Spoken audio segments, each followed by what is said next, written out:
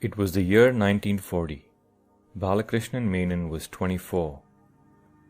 Skipping the usual trajectory of going to Madras for a higher education, fate moved him instead 1,500 miles up north to Lucknow to pursue a master's degree in his favorite subject, English literature. To go along with his family's wishes, he also considered a secondary course in law, but quickly found out that he had no interest in the legal world. What excited him instead was reading on specific subjects, and he excelled in them: Shakespeare, Bernard Shaw, Milton, and the Romantic poets, Shelley being his favorite. He ignored subjects that did not appeal to him. This gave him plenty of time for extracurricular activities. He was on the university's debating team, the theatrical team, where he acted in many dramas. Tennis became his favorite sport. He represented Lucknow University, competing in the finals against the famous Ghaus Muhammad, the Indian star at the time, who reached the quarterfinals in Wimbledon.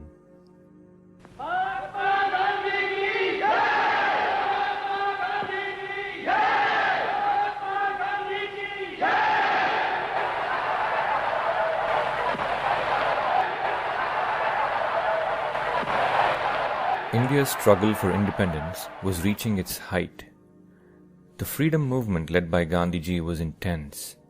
The country had been exploited for decades by Britain, who had plundered India's wealth, oppressed its people, and used them to fight its wars around the world. Gandhiji issued his famous Quit India ultimatum in 1942 through a series of peaceful protests. The British retaliated with a vengeance. The Indian National Congress was declared illegal. Its leaders, Gandhi, Nehru, and many more, were arrested with no trial. This triggered a massive response from the citizens of India.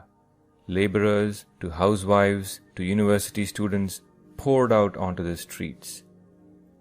Menon was one of these students. He joined others in writing and distributing anti-government material and giving public speeches to stir up the nation's pride. The British cracked down with whips, guns, and arrests. Thousands of Indians died in weeks.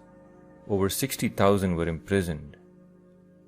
An arrest warrant was issued for a Madrasi named Balakrishnan Menon.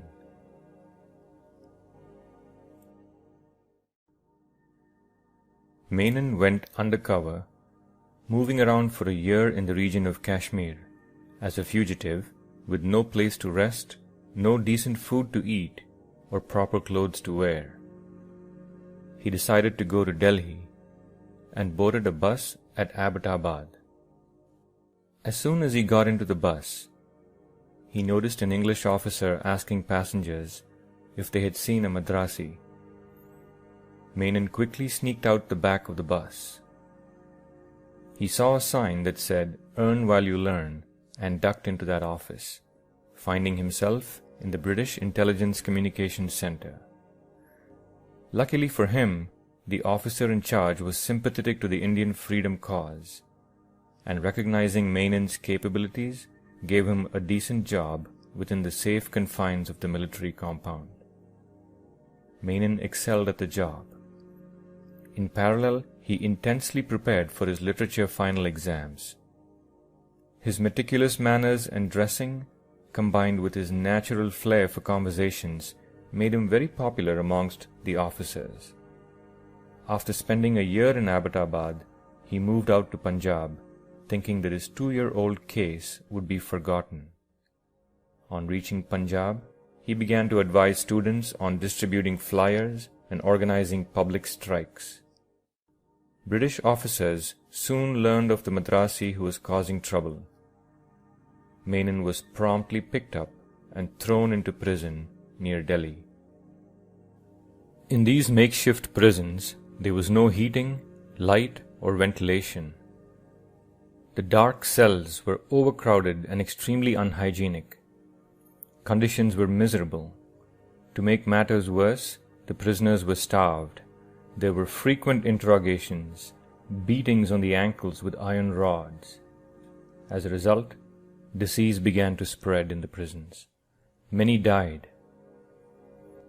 Having spent several months in these wretched conditions, Menon soon caught the dangerous typhus disease.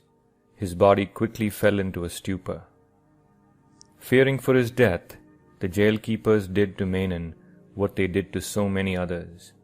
They carried him out into the night and dumped him on a road in the outskirts of the city. The next morning, a lady driving by saw a young man lying on the road. At that moment, he made a feeble movement. She asked the driver to stop and investigate. The man was burning with fever and he was delirious. He vaguely resembled her son, who was with the Indian troops in Europe at that time. Her instant reaction, "I must help this boy." She took him home and called a doctor who advised immediate hospitalization. But sensing the whipping and flogging wounds on Menon's body, she decided against it. Instead, she devotedly cared for Balakrishnan Menon as her own son, making sure he had the right diet and medicine. Thanks to her, over many weeks, Menon slowly regained his strength, where he could actually stand up and move around. He would joke later, "It was my big nose that saved me. It looked exactly like her son's." Menon bid the kind lady goodbye and made the short journey to Baroda to spend time with his cousin. As for the kind Christian lady, she never would know that she had saved the life of a future Hindu saint. She died a few years later, after fulfilling an amazing act of generosity that would benefit mankind forever.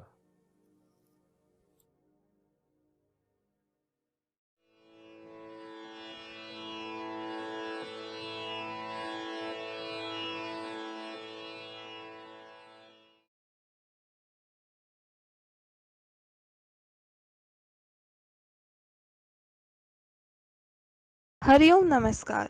We are sure you liked the video. For more such amazing videos, subscribe to our YouTube channel and do not forget to press the bell icon.